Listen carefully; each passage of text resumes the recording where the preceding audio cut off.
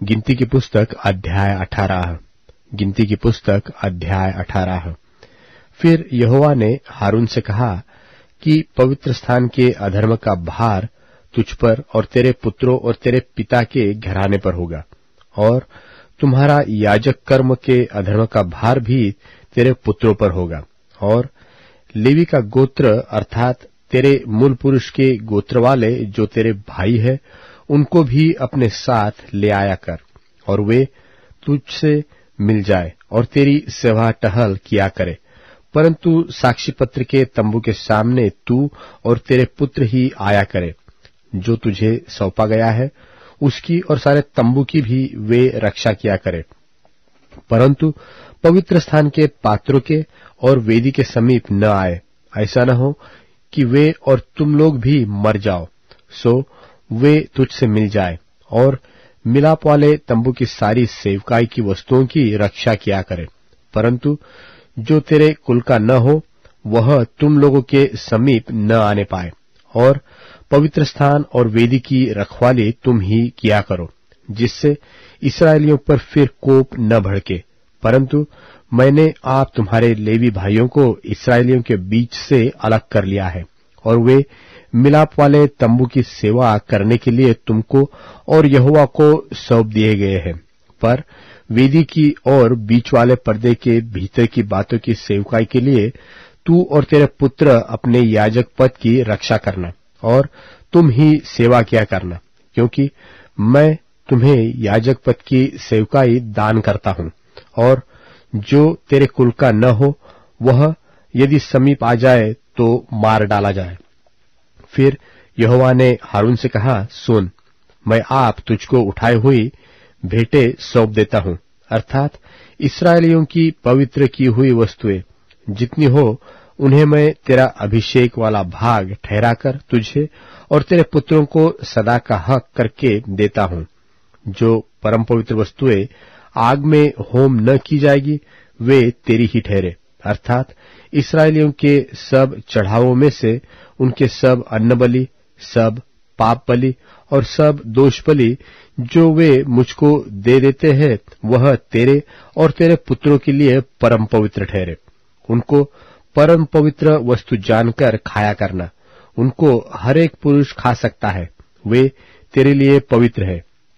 फिर ये वस्तुएं भी तेरी ठहरे, अर्थात जितनी भेंटें इस्राएली हिलाने के लिए दे उनको मैं तुझे और तेरे बेटे बेटियों को सदा का हक करके देता हूं। तेरे घराने में जितने शुद्ध हो वह उन्हें खा सकेंगे। फिर उत्तम से उत्तम ताजा तेल और उत्तम से उत्तम नया दाख मधु और गेहूं अर्थात इनकी पहली उपज जो वे यहोवा को दे वह मैं तुझको देता हूं। उनके देश के सब प्रकार की पहली उपज जो वे यहोवा के लिए ले आए वह तेरी ही ठहरे। तेरे घराने में जितने शुद्ध हो वे उन्हें खा सकेंगे। इस्राएलियों में से जो कुछ अर्पण किया जाए वह भी तेरा ही ठहरे। सब प्राणियों में से जितने अपनी माँ के पहलौठे हो, जितने लोग यहोवा के लिए चढ़ाए, चाहे मनुष्य के चाहे पुरुष के पहलौठे हो, वे सब तेरे ही ठहरे। परंतु मनुष्यों और अशुद्ध पशुओं के पहलौठों को दाम लेकर छोड़ देना, और जिन्हें छुड़ाना हो जब वे महीने भर के हो तब उनके लिए अपने ठहराए हुए मोल के अनुसार अर्थात पवित्र स्थान के 20 गेरा के शेकेल के हिसाब से 5 शेकेल लेके उन्हें छोड़ना। पर गाय व भेड़ी व बकरी के पहलौठों को न छोड़ना, वे तो पवित्र है। उनके लोहू को वेदी पर छिड़क देना और उनकी चर्बी को हव्य करके जलाना, जिससे यहोवा के लिए सुखदायक सुगंध हो। परंतु उनका मांस तेरा ठहरे, और छिलाई हुई छाती और दहीनी जांग भी तेरी ही ठहरे। पवित्र वस्तुओं की जितनी भेंटें इस्राएली यहोवा को दे उन सबों को मैं तुझे और तेरे बेटे बेटियों को सदा का हक करके दे देता हूं। यह तो तेरे और तेरे वंश के लिए यहोवा की सदा के लिए नमक की अटल वाचा है। फिर यहोवा ने हारून से कहा, इस्राएलियों के देश में तेरा कोई भाग न हो, और न उनके बीच तेरा कोई अंश होगा। उनके बीच तेरा भाग और तेरा अंश मैं ही हूं। फिर मिलाप वाले तंबू की जो सेवा लेवी करते हैं, उनके बदले मैं उनको इस्राएलियों का सब दशमांश उनका निज भाग कर देता हूं, और भविष्य में इस्राएली मिलाप वाले तंबू के समीप न आए।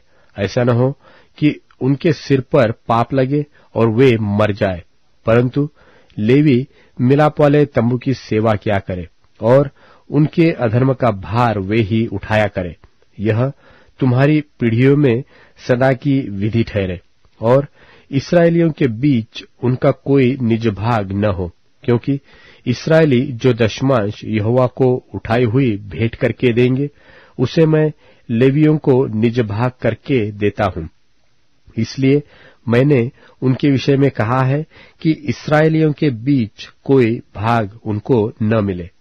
फिर यहोवा ने मूसा से कहा, तू लेवियों से कह कि जब जब तुम इस्राएलियों के हाथ से वह दशमांश लो जिसे यहोवा तुमको तुम्हारे निज भाग करके उनसे दिलाता है, तब तब उसमें से यहोवा के लिए एक उठाई हुई भेंट करके दशमांश का दशमांश देना।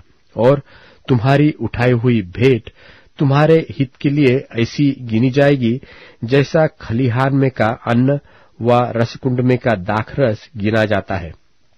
इस रीति तुम भी अपने सब दशमांशों में से जो इस्राएलियों की ओर से पाओगे, यहोवा को एक उठाई हुई भेंट देना, और यहोवा की यह उठाई हुई भेंट हारून याजक को दिया करना। जितने दान तुम पाओ उनमें से हरेक का उत्तम से उत्तम भाग जो पवित्र ठहरा है, सो उसे यहोवा के लिए उठाई हुई भेंट करके पूरी पूरी देना। इसलिए तू लेवियों से कह कि जब तुम उसमें का उत्तम से उत्तम भाग उठाकर दो, तब यह तुम्हारे लिए खलिहान में के अन्न और रसकुंड के रस के तुल्य गिना जाएगा, और उसको तुम अपने घरानों समेत सब स्थानों में खा सकते हो, क्योंकि मिलाप वाले तंबू की जो सेवा तुम करोगे उसका बदला यही ठहरता है। और जब तुम उसका उत्तम से उत्तम भाग उठाकर दो, तब उसके कारण तुमको पाप न लगेगा, परंतु इस्राएलियों की पवित्र की हुई वस्तुओं को अपवित्र न करना, ऐसा न हो कि तुम मर जाओ।